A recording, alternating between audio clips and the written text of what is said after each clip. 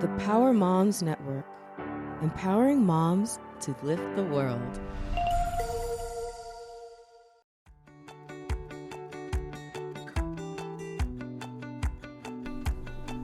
Welcome. I'm Riley Karsh. I'm Tova Kopan.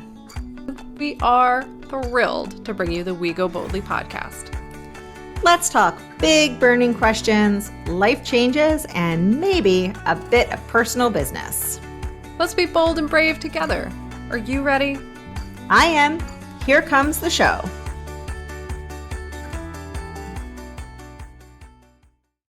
Hello, everyone, and welcome to We Go Boldly, the podcast where we are thrilled to be a part of the Power Moms Network. At Power Moms Network, we are empowering moms and creating a community of mothers mentoring other moms to greatness. It is a super cool place to be. Check it out. You can find us online, and you can join our community. It's a great nurturing place to get to know other moms. So we hope you'll be there. It's interview day, everyone. It's still season 11. So we're still in, the undoing, unbecoming of it all. As you all know, we're spending this whole season trying to overcome trauma, let go of, as AI Al likes to tell us, bad habits, but really like things that we don't love about our behaviors or our thought processes, things like that. And we're going to try and break free from all of that so that we can live the most authentic version of ourselves publicly and privately. Before we dive into who is here today, I am going to say hello to Tova and welcome her to the show. How are you today, Tova? What's going on? Well, I'm doing well. I just have to laugh when you give the description of this season. It's like, yeah, we're just going to do a little bit. We're just going to dive into some trauma and just let go of everything easy we've been breezy. holding on to. Yeah. No big totally deal. Easy. No big deal. This is really, I feel like the roadmap for the rest of our lives. It's 100%. like, okay, this is basically like goals. Yeah, I mean, this is what I've been doing for 20 years, you as well. Yeah. And will continue to do for the rest of my life because I am a person committed to living the life I want to be living the best version of life for me, whatever that looks like. Yeah. I just had to laugh. I know you weren't doing it at all, minimizing it, but it just makes me laugh when I think about all this stuff. It's like, this is why every episode is so whoa, because it's a big deal. It's a scenario where it's laugh or cry, right? Like I have those two options to me. Yeah. And so I tend towards, as you know, towards the laughter of it all because that gets me through. And it's probably an episode that we need to have to talk about, how humor is my coping mechanism. Yeah. But today we are talking about forgiveness, and I'm excited that we have a guest for this episode. We weren't going to originally, and Tova suggested it, and I think it's great because I'm not good at this. So I don't know. It will be so nice to have someone with some expertise to talk to us about it.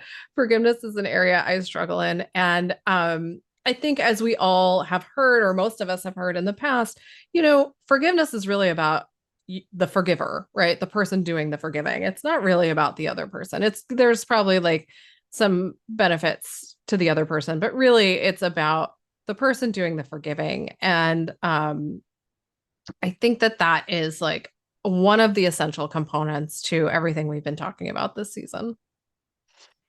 Yeah. No, I'm excited. I think forgiveness is the kind of the crux of a lot of things. And it's so important when we've talked a lot of what we've talked about, because it's so heavy, is that we need to practice kindness to ourselves. Yeah. And forgiveness, I think, is a huge part of that. So definitely.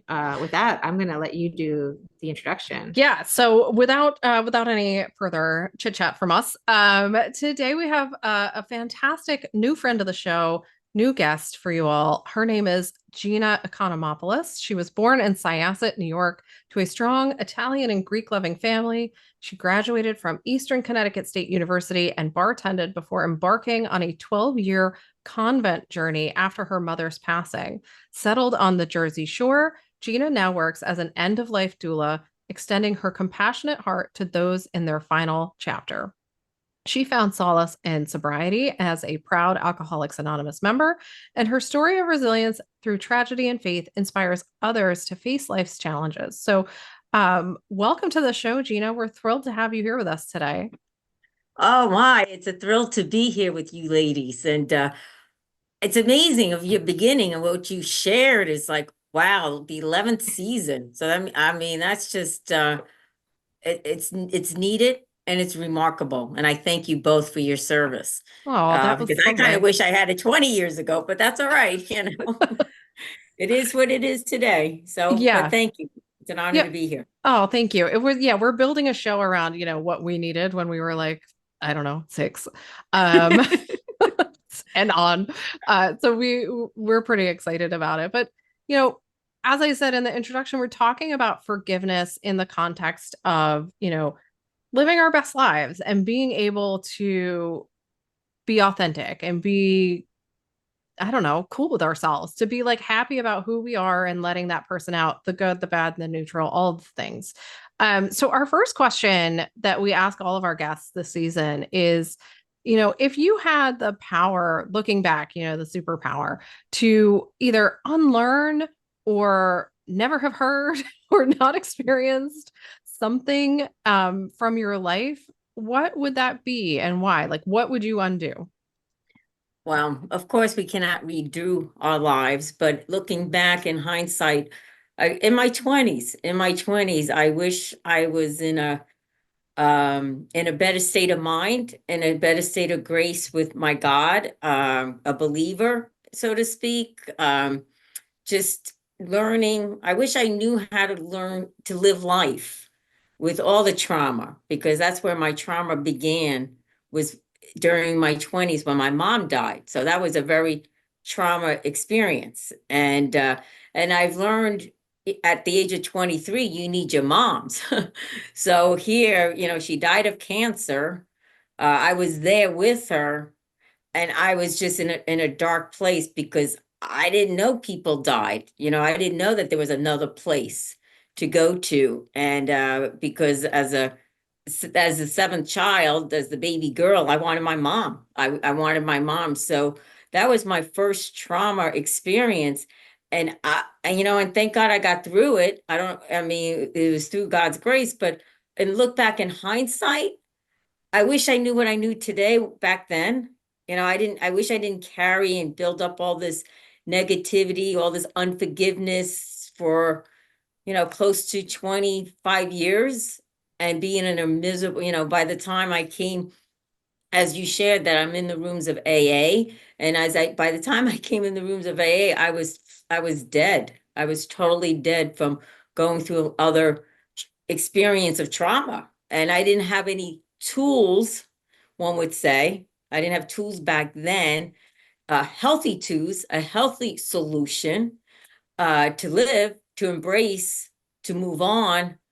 But yet that wasn't in the cards for me. And I had to learn to even accept that. And I had to learn to forgive myself that I wasn't there 30 years ago, 20 years ago, where I am today, to say hip, hip, hooray, or whatever, to embrace it in a more joyful or accepting way.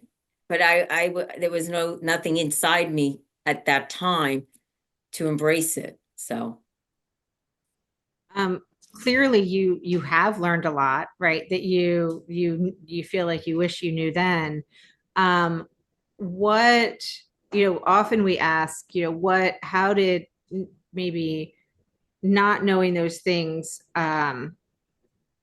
change your decisions, right? So at some point, obviously you had an experience where you realized that, I don't know if it was hitting bottom or what your experience was, that you did start learning some things. But at what point, how many decisions, or how did, all the things maybe that you didn't know affect the path of your life? Sort of like how long did it take, I suppose, is my question, until you realized that there needed to be a different way?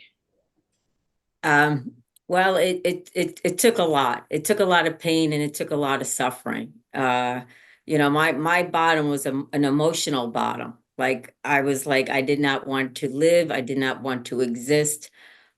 I didn't want to go on. And, after my mom's death, I was a person who liked to search because, as you had shared earlier, in a sense, we're all meant to be having that peace and that serenity, the unforgiveness in our hearts and everything, to live a good life, to live a better life, to live a better version of ourselves. And so when my mom had passed away, I was on this mission to find that peace, to find that love. We find it on all the wrong places, or I should say, I did, thinking it's the right place. I mean, I should have wrote that song. I would have been rich by now, but I didn't, finding love in all the wrong places. Yeah. But anyhow, as time went on, so I did. I went back, and I went back to my Catholic roots, because prior to that, I was not a church person. I left the church, taking care of, not that I didn't believe in God, I was just too much in the party scene. Because I was seeking for that love and acceptance even before my mom died. I'd never had that security. I was insecure with myself. I did not like myself, but I didn't tell anyone. It was sort of like I had to smile, like everything is great, everything is great. But meanwhile, I had like a soul sickness within me. But, after mom died, I went to searching, and that's when I came back. I shared back to my Catholic roots. I was like, oh, I found God again. I found Jesus again. And then in that, I became a nun. I became a Catholic nun. This is it. This is me. This is where you find solace and peace and everything. But as you heard in my biography, like I was there for 12 years, and that was another trauma. Granted, it wasn't a grief trauma. Well, it wasn't like a death trauma, but it was a grief because I got kicked out. Before I continue, I wrote my book, Shake the Dust Off Your Feet and Walk. So everything is more in details in that book. Mhm. But in the convent, more pain, more suffering, more why me? How can this be? Here I'm a nun, I married God. And then next minute I get kicked out. I mean, I shouldn't say I get kicked out. That was my perception. But yes, I felt, and I shared this, I opened myself up in my story, in my memoir, that I felt I was emotionally abused. And once again, there was no way out. So here I left the convent after 12 years of giving my life to the poor, which I love. I have a heart of service for others, but I'd never really served myself to take care of Gina. And even leaving the convent, granted, I was a nun and married a God and all that sense, I still was carrying so much resentment, which causes unforgiveness. So it was more darkness, more pain. It's like, okay, God, I'm 42 years old now. Yeah, by this time, I'm living in this world again. Don't know how to live the world because I lived an austere life, sleeping on the bedboards and all that stuff. So it was sort of like, okay, I got to keep going forward. I got to keep going forward. There must be a plan. And I couldn't tell you why. I just kept moving forward. And I think that was always instilled in me, like a beyond my imagine, beyond me, that something kept pushing me, kept pushing me. And so I did. I left the convent and trying to be healed. I lived with men with disabilities. It was a great place to be, an adjustment, coming from the convent life to the worldly life, which it really like threw me for the loops. Mhm. And then being there, I have to say I received a lot of healing with men with disabilities, just because they just love and they don't have no care in the world, and they just love you for who you are, whether you're an ex-nun or whatever, anything, whatever you are. And so I was there to receive that love, and then I took another step out of my life to pursue what Gina wants to do. So she came to the beach. I'm here at Belmar Beach in New Jersey. And then I went back to work. I went back to bartending, which that's what I did prior to my life. And yeah, and so then and I guess you were asking me with my journey or my experience of where I am today, because then after when I was a bartender, I fell in love with an alcoholic. His name was Danny. So I'm like, this is it. 2 years later, he died of this disease. It's like, oh my God. And it was another load of unforgiveness, big time, and resentment. And that's what brought me into the rooms of AA.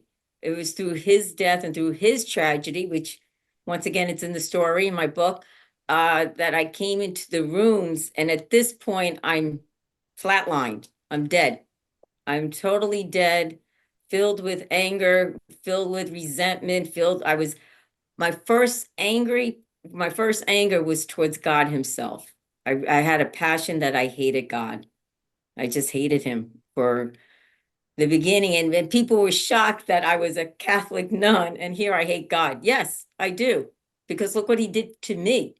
Look what he did. He didn't do anything for me. He did everything, he did it for me. Took away this, took away that, gave me pain. But then it was through the rooms of AA, it took me a while to realize, oh my God, that's the answer to all my problems, that I'm an alcoholic. Oh my God, that there is a recovery program, a spiritual program. It's not a religion program, it's a spiritual program, which I didn't get at first. And here, slowly, one day at a time, that's where, my eyes opened, my heart opened, the pain open widely to say, oh no, I need to go back. Not that, it takes time not to go that moment, to go back and see where I need to be reconciled, where I need to let go, where I need to forgive. And that was a real key thing for me, is to forgive. And I've been in the rooms for 9.5 years, and I'm still working on forgiveness, but I'm here today in a much better place. Right now, I'm still searching for that peace, which I have in me, but I want more of it. So I keep doing what I need to do to stay present and to be in this light, which versus darkness. I have so many questions and so many things to unpack from your story. I want to take a quick break. And then when we come back, I would love, I'm trying to stay on topic, which is hard for me. I would love to kind of hear more about how you define forgiveness within yourself, and how maybe it's different from like reconciliation or things of that nature. So let's take a quick break. And when we get back, we'll dive into that a little bit more. Well, hello there, ladies. Are you ready to elevate your life and connect with like-minded souls? Join us every week at the Go Boldly Together weekly Women's Circle, where strength meets sisterhood. Dive into empowering discussions, share your victories, and navigate challenges together. Our circle is a safe space for growth and inspiration. Experience the power of collective wisdom and unleash your full potential. Don't miss out on the transformative energy. Click the link in our show notes or visit us at goboldlyinitiative.com/women's weekly group to learn more about our Go Boldly Circle today. Together, let's embrace the journey of personal development, and let's celebrate that unstoppable force within each of us.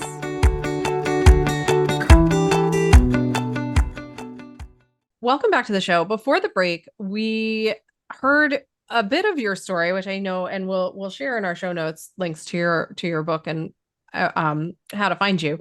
But I would love for you to talk to our listeners a little bit about how you yourself define forgiveness. Like, what does it mean for you to forgive someone else, to forgive yourself, to forgive God, and it doesn't, just for everyone out there listening, you don't have to believe in God. It's, maybe a bigger power or a spiritual connection or energy or whatever, however you define it for yourself. But how do you define that? And how does it differ in your mind, maybe from like reconciliation with someone, or, like accepting other people's bad behavior? What is your take on that? Wow, that is a great question. And yes, we all have a different faith, a different belief. It could be a God, a higher power, it could be a chair. I always say it's someone that's not you. And that's what I had to learn. It's someone that's not Gina, that someone's not Riley, that's someone that's not Tova, and it's someone that is a greater power. And for me, forgiveness, what I've learned, and I do have to say, I've learned it in the convent as well, because that's what we learn about forgiveness and hearing about forgiveness.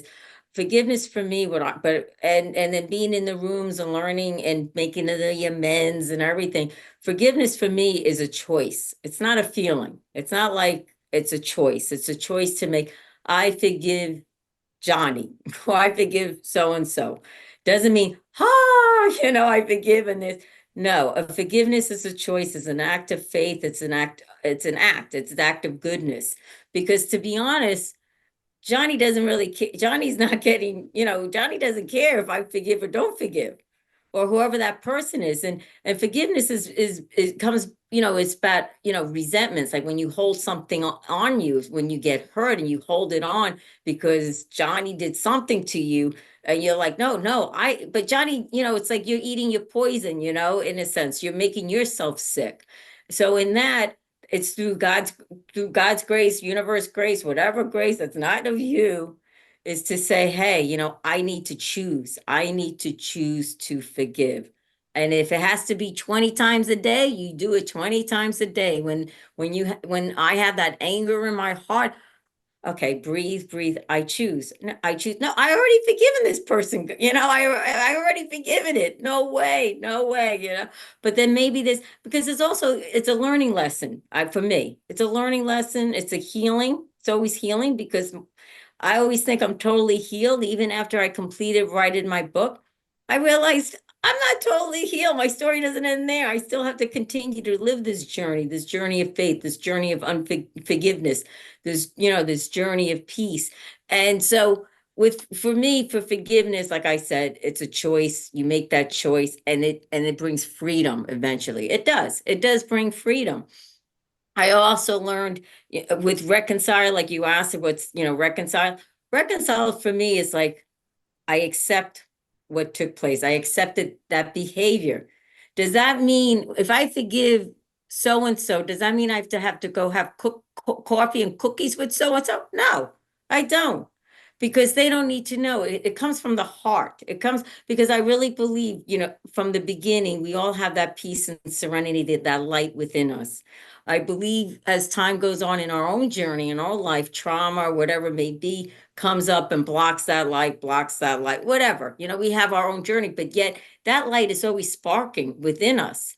So as we go and as we forgive and let go and realize, okay, I don't need to go, have coffee with them. They don't need to know. It comes from my heart, that reconcile. It comes from acceptance. Like from my past, I was hurt badly in the nuns, the sisters. They were on top of my, in the rooms, one of the steps is making amends, writing down who hurt, who you did or whatever like this. And yet I had to go through it, and I realized, wow, there is still that unforgiveness. There's still that hurt, and it doesn't taste good. Who wants to be in darkness? That's what I thrive today, is like, I was in that darkness. I was in that pit of hell where I had no faith, no hope, no love. Here I am in light. I don't want to go back there, whether it's from the past, the present, or the future. And so now today, when I look back in the past and be my reconcile, I could look at it in gratitude. Aha. Thank you. Thank you. Did not like it. Don't have to like it.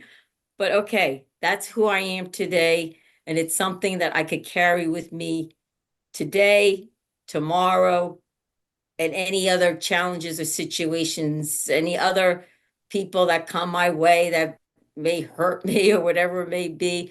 It's like, no, I have the tools and the strength and the courage to say, no, I'm not going there anymore. I want this life. I want this life.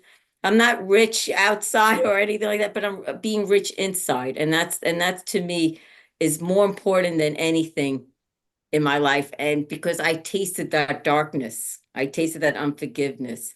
And here today, I've tasted what it means to forgive and to go forward and to live today as Gina, to be, like you said earlier, your sessions are to try and to be comfort in your own skin. That's what we say. We're comfort in our own skin. Years ago, forget it. My skin was whatever. We weren't gelling. But today, knowing who I am, first of all, I'm an alcoholic, but yet I'm a child of God. I'm a woman of faith. That's who I am. and other than that, at least I know who I am. Okay, I could deal or talk or deal with people, places, and things, as one day at a time. All I have is today. I keep reminding myself, but it takes practice. It doesn't happen overnight. Practice, practice, practice. That's my motto. Practice, practice. Well, and I want to highlight something that you said quite a few times. You talked about making choices. Like it sounds like, I have not read your book yet, but I will. But it sounds like, a lot has happened to you. And I think it's not easy to be a victim. I mean, we all sometimes feel that way. Like, this happened to me. And sometimes it's because something happened to you. And you're a victim, and that is an okay thing to acknowledge. But also you talk about each day making a choice on how you're going to and sometimes you said 20 times a day that you have to actively forgive something. And it's not a feeling, but it's a doing, right? Whether it's practicing gratitude or choosing to practice forgiveness, that it is something that you are choosing to do and that it is an action. And I think so often we forget that, and we think that there's this feeling of gratitude, kind of that warm feeling you get if you have that really good, not everybody gets it, and you don't get it every holiday, but if you have that good moment around Thanksgiving where everybody said what they are thankful for, and you have that really good feeling of gratitude, and you think, well, that's the way gratitude is supposed to feel all the time. But it's not. It's an active, it's a doing thing. And so is forgiveness is a doing thing.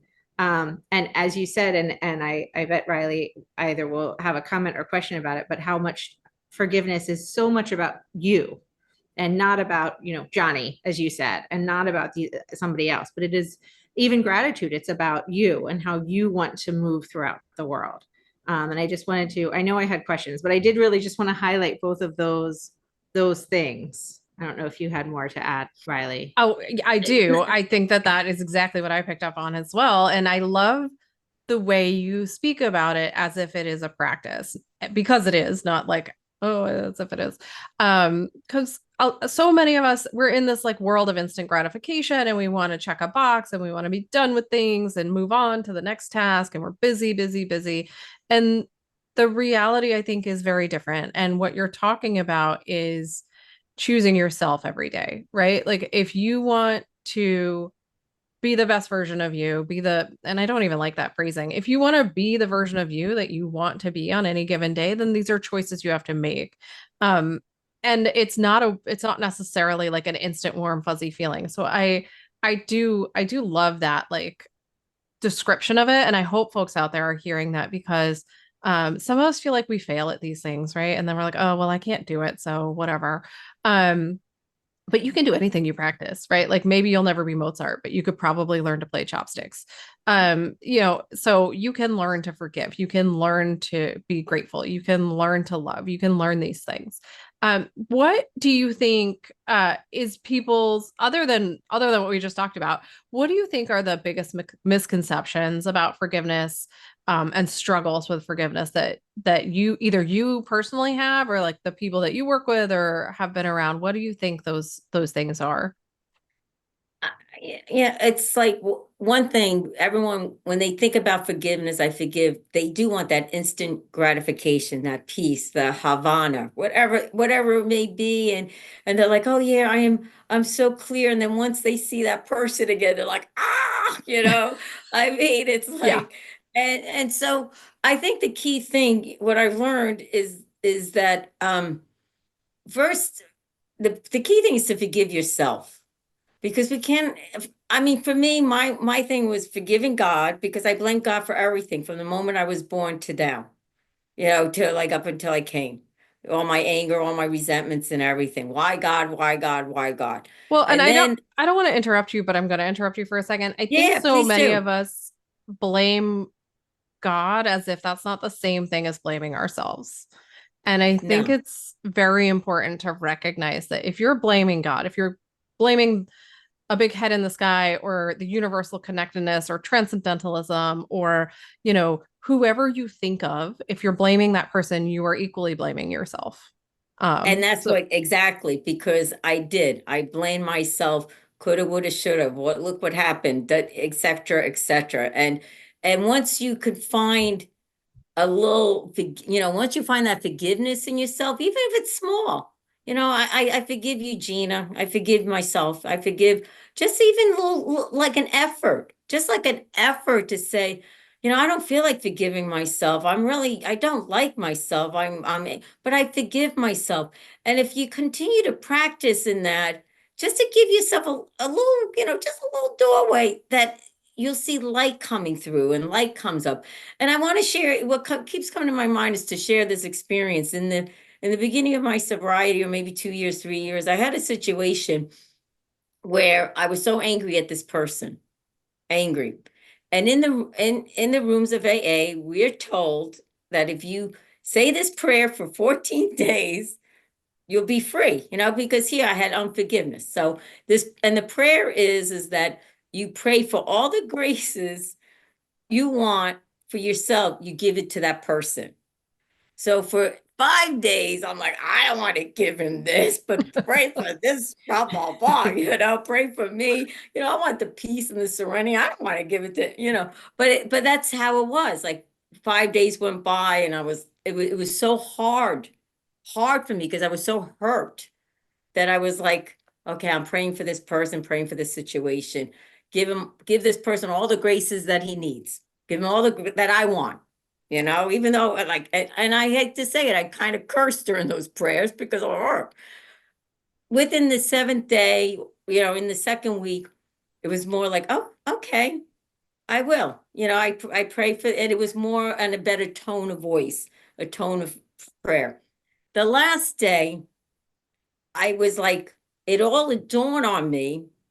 The reason why I was upset with this person is because I was holding unforgiveness towards my fiance who died years before that. And I didn't realize that. It just all came together. It's like, oh, I'm not really angry. I'm angry at Danny. And I was like, and then in that, I did have a little freedom or an insight. And then I said, I would say, okay, God, I need a sign. You need to give me a sign, even though I'm not feeling. And that morning when I went to work, at that time I was a home health aide. I was taking care of someone like at 6 a.m, and I'm in this new place and this kid comes by and I didn't know anything. And I said, I need towels or whatever. And then I said, excuse me, what is your name? He goes, oh, my name is Danny. I was like, oh, that's my sign. That was my sign. And that was like a total freedom. And ever since then, I haven't held any kind of resentment or unforgiveness to the man I loved, that died as an alcoholic. So I just felt inspired to share that because sometimes, and then it also happened recently again, about a year ago. And this time it happened with the sisters, the convent. I've been out of the convent for 15 years, and something sparked. Oh my God. Oh, I'm tired. I'm tired of because I know for me, I get tired of holding on an unforgiveness. I get tired of holding on this resentment or this negative thought. Done. I'm done. I've been doing it for the last 10 years, letting it go. And then it dawned on me, oh, let me do this 2-week prayer. Yeah, it's just a simple 2 week. I mean, it's not simple really, because it's hard because you're praying for that person, however you want to pray for that person, but you ask for the same graces. So I did. Well, in that next 2 years, the end of the 2 weeks, I get a voice message from the sister who hurt me the most, which I haven't heard from her in about 10 years or whatever. And she says, I'm so sorry if I hurt you in any way. She left down I was like, okay, that's my sign. No more. That's it. I could move forward.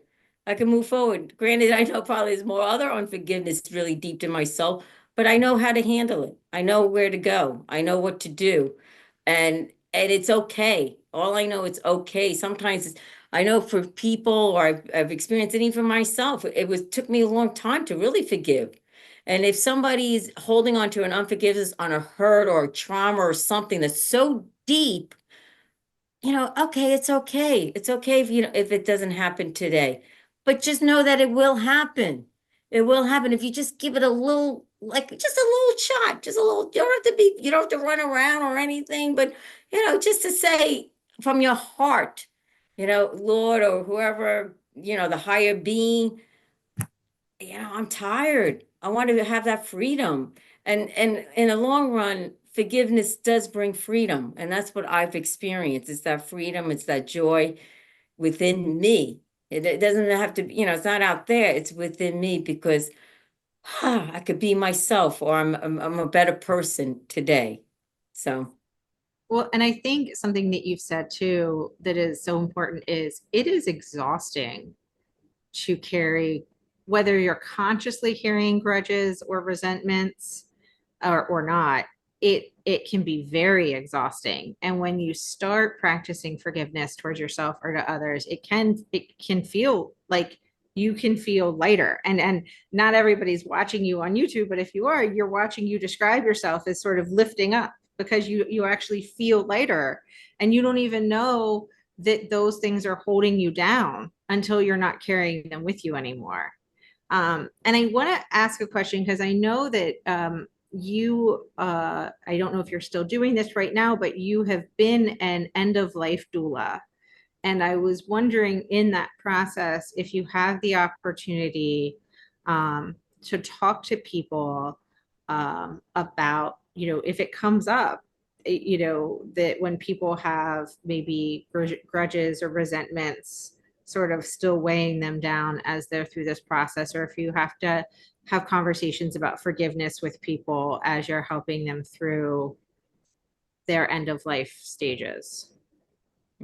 yes, I became an end-of-life certified end-of-life doula about 2 years ago. I just started putting my service out there around here because I realized I have a passion for the dying, and I as a nun, as a sister, even afterwards, for some reason I'm always by someone with their last breath or the day before or anything.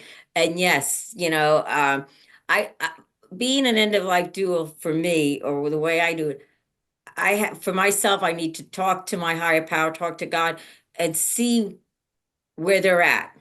I can't jump in and say, oh, okay, is there somebody that, like this? It's an art, because everybody's different.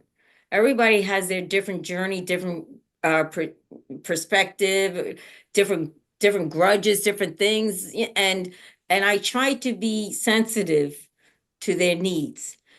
And if it does come up, which it does, because sometimes people would say, do you know where am I going? And I said, it's a place of peace and serenity. And then I said, is there anything you would like to do or say now?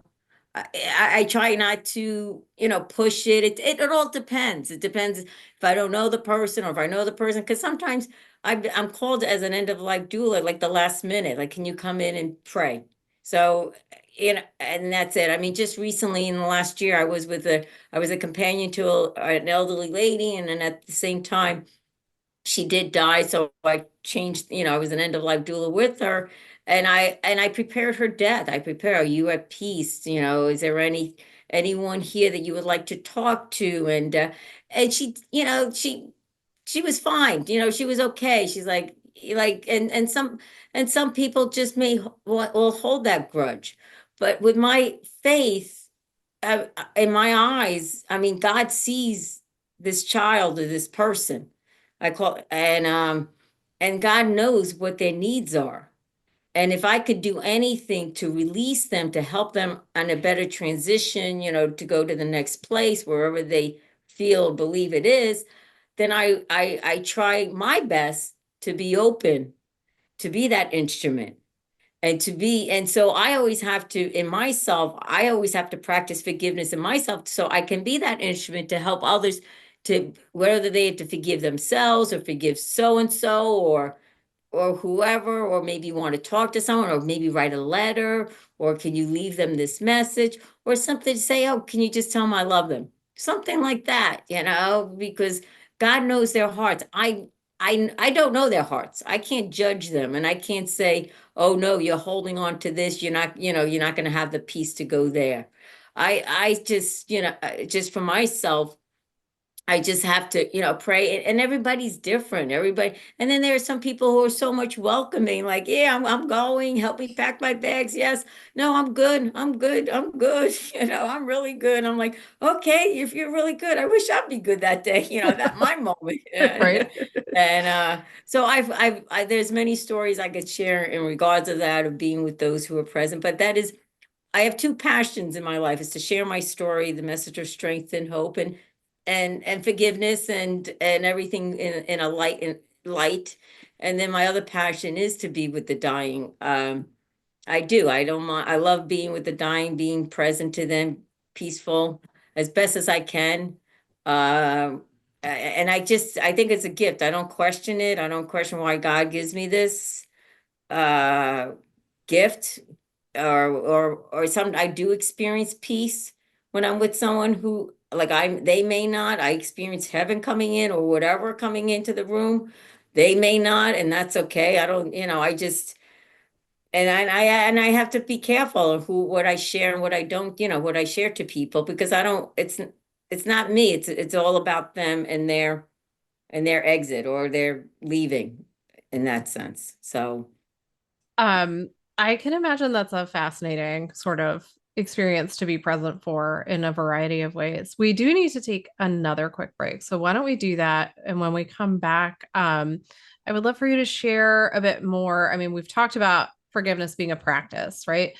And we've talked about some of the prayers and the tools that you do use, but I would love to talk about your sort of day-to-day practice. Like, do you get up in the morning and you go through a list of things that you do, or before bed, or whatever? So I'd love for you to share some of that with our listeners for a little bit of a how-to. So we'll be right back after this break, everyone. Hey, pod friends, it's us again. Looking for a place to collaborate, an opportunity to share your knowledge? Have you been working so hard on a podcast, book, course, product, or retreat? Do you have insights that could light up our podcast? Well, we want to hear from you.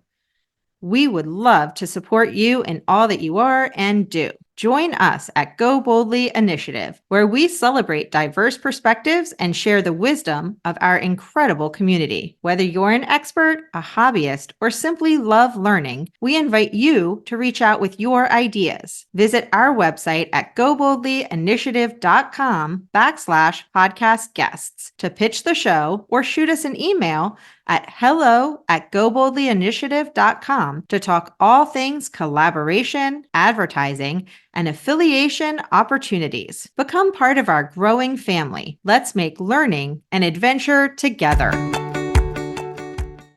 Okay, so welcome back to the show.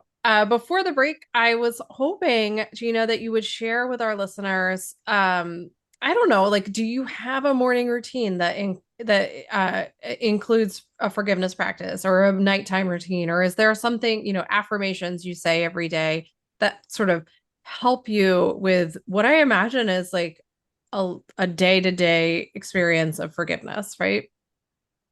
Yes, every morning I wake up, and there's three things I thank God for. I'm alive, that I'm alive, that I'm sober, and that I have a God in my life.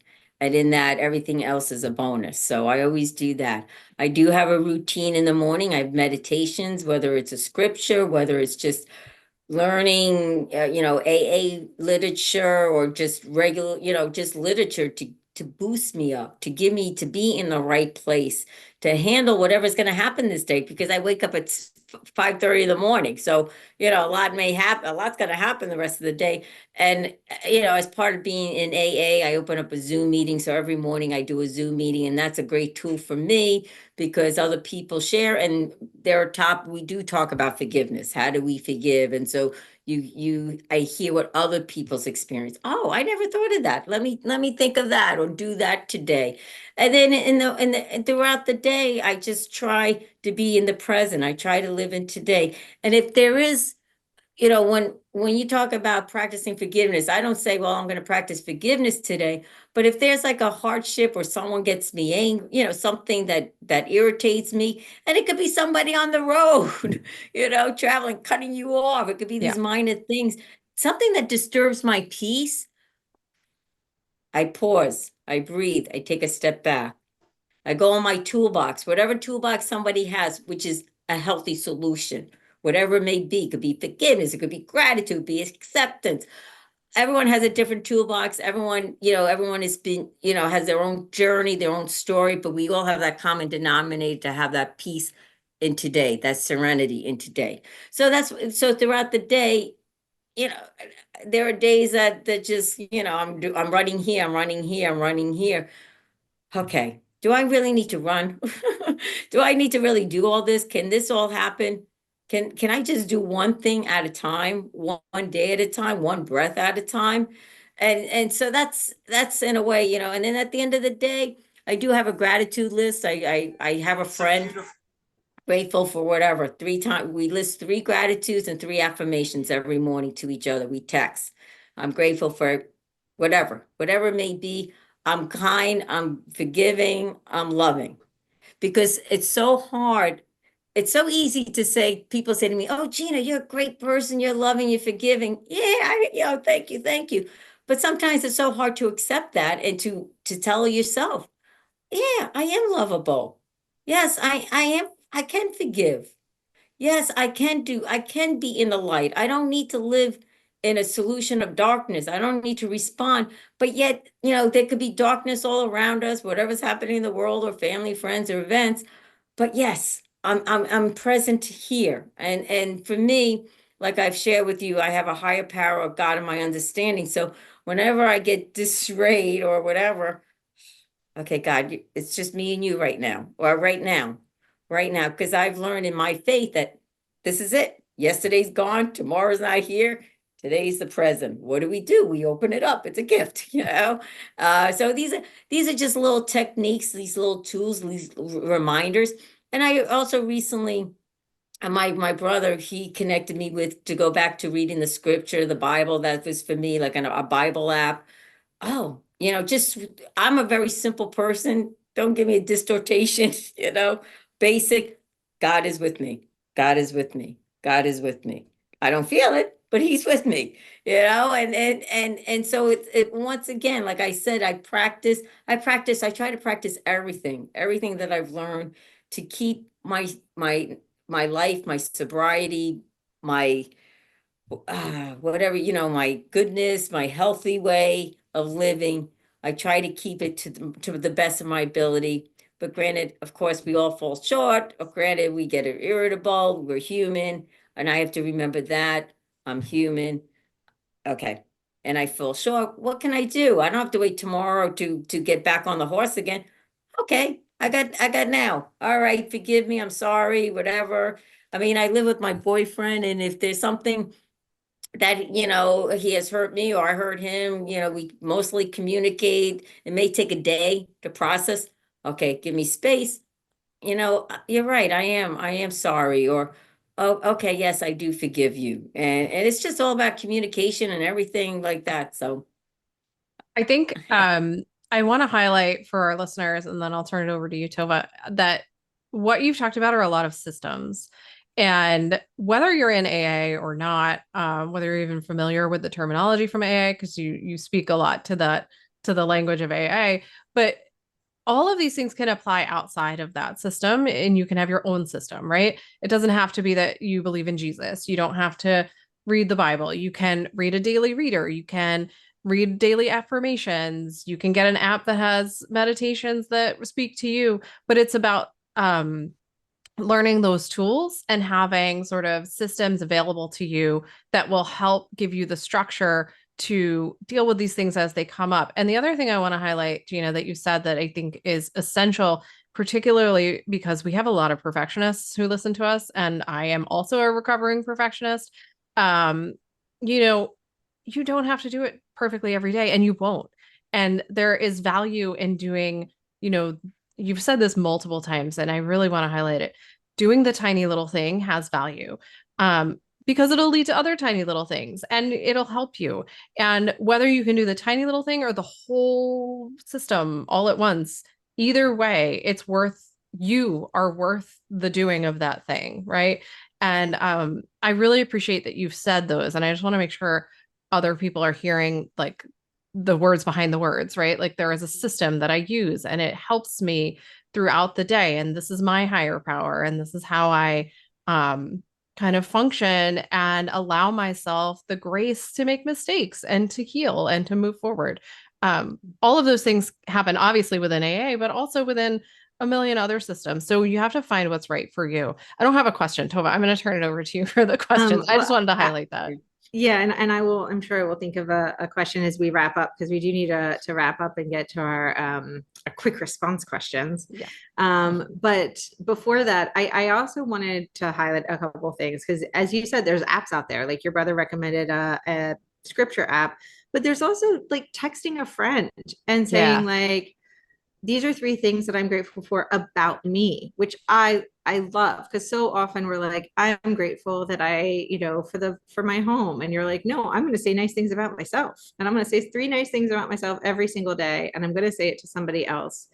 And I love that. And it's not, I would argue that a cell phone that makes text messages is quite high tech, but it's not like high tech in the sense that you don't need a special app. You're sending a text message to a friend. And I also love that, 2 things that you mentioned, and this is kind of adding on to what you're saying, Riley, where there's a lot of ability to not be perfect, which is like, I know God is here. I don't feel God. I know God is here. So whether it's like, if it's like, oh, the universe has my back, I don't feel like the universe has my back, but I know the universe has my back, and I can say that, and I will see that sign when I need the sign. Like I'm going to see signs if I just stay present with this thought. And then lastly, you had said like, when you're having a day and you're, maybe you haven't done what you tried to do, you don't wait till the next day to start. You're like, I can start right now. And I think it's so easy when we get off on the wrong foot in the morning. And both of us have relatively young kids, so it's really easy to get off on the wrong foot in the morning. Most mornings. So, that you're like, well, we'll try again tomorrow, and it's very easy to have a month go by with a blink of an eye with it going, oh, I actually haven't started that practice that I meant to. And so I think it's important, and not just important in a like, hey, we should be kinder to ourselves, but important in that like, this is how it has to happen. And that the only way any of this works is if we're willing to say, you know what, over my lunch break, that's when I'm going to say 3 things about myself and text my friend. I didn't get to it this morning, but it's just as valuable this afternoon.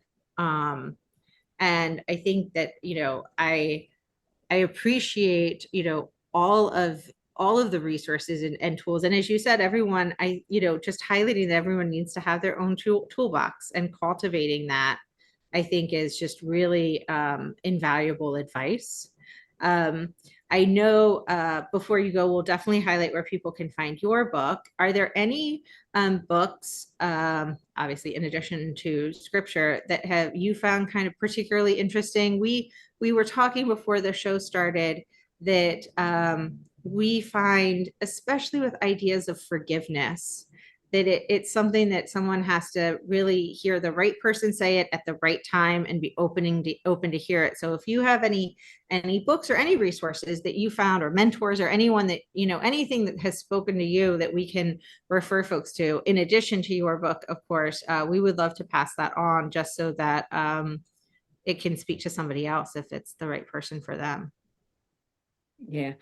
Right now I don't have, the books that I read is the meditation books, whether they're not even part of AA. It's just like affirmations. There's a woman's day, a woman, just to get me in for the day, to help me through that. And it could be on forgiveness, could be on a different topic. And I also do want to stress, and I like what you said, Riley, and it is so true, that this is my story, and this is how I found my freedom. And it happened to be in the rooms of AA.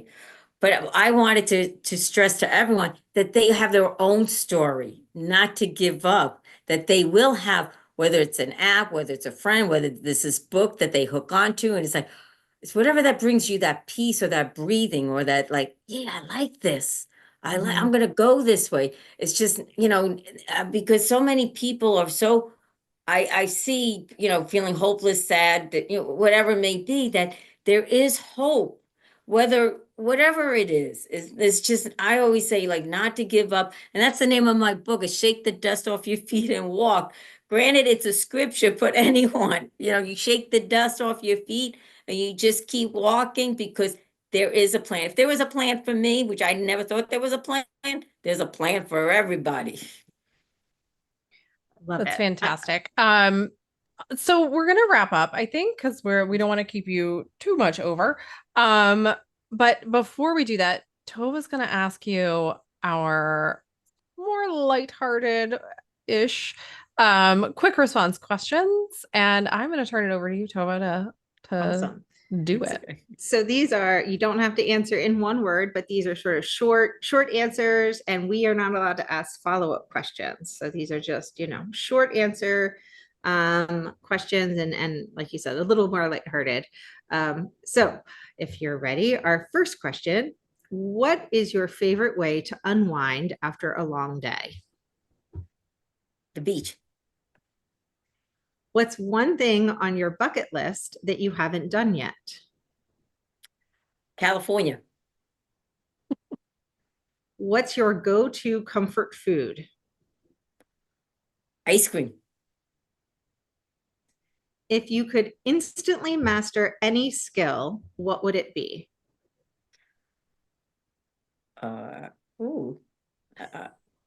Computer, learning how to use a computer, laptop technology. Love that. What is a hobby you've always wanted to pick up but haven't yet?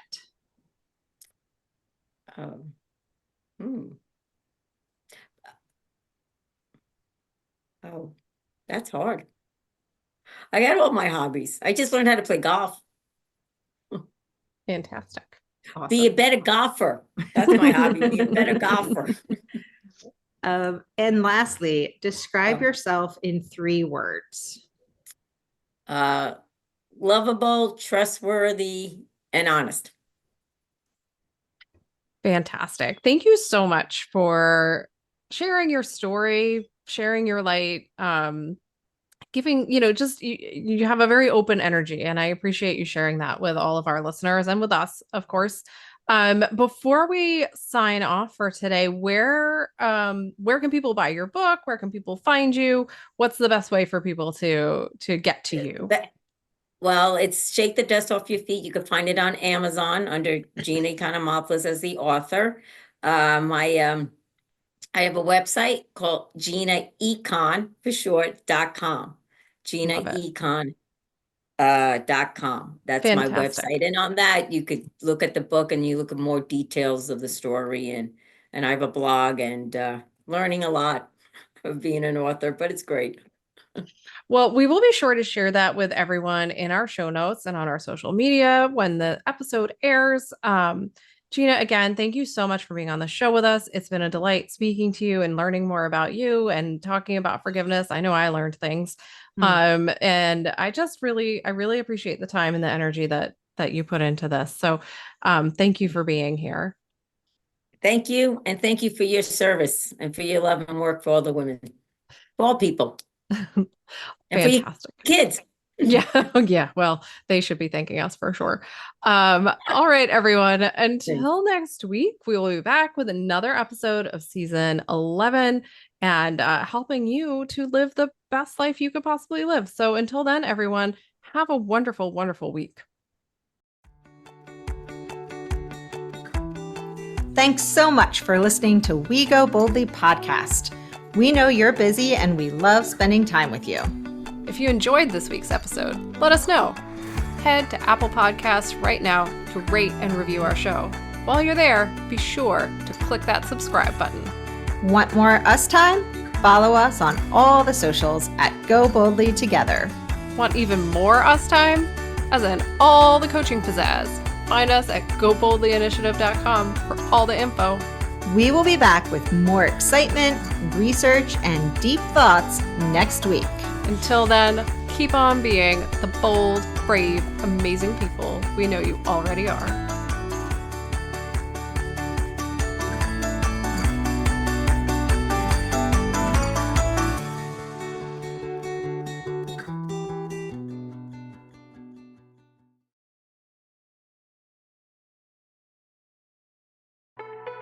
The Power Moms Network, empowering moms to lift the world.